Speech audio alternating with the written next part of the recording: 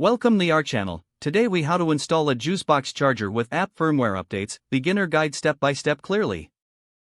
To install a JuiceBox charger, start by unboxing the device and all its components. Ensure you have the necessary tools, including a screwdriver and a drill.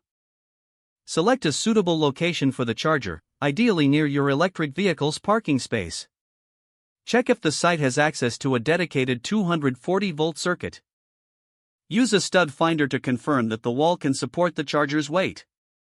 Mark the mounting holes on the wall based on the JuiceBox installation template provided in the user manual. Drill holes at the marked locations, ensuring they are deep enough for the wall anchors.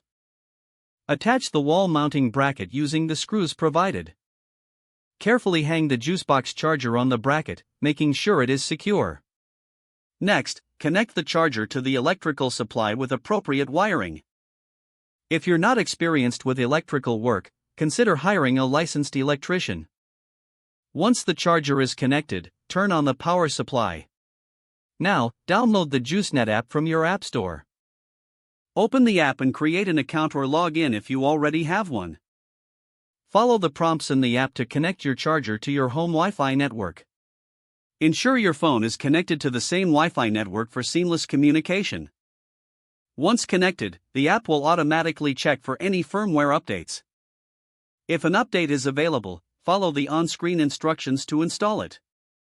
Wait for the update process to complete, which may take a few minutes. Once finished, the app will notify you that your JuiceBox is up to date. You can now customize your charging settings and schedule charging sessions as needed.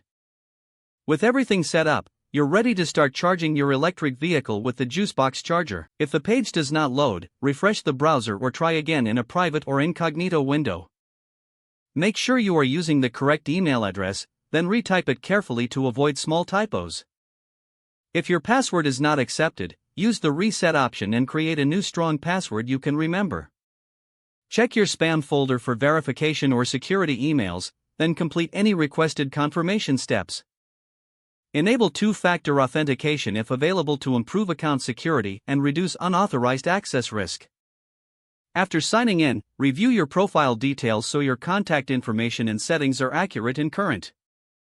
Don't forget to like this video and subscribe to our channel for more step-by-step tech guides.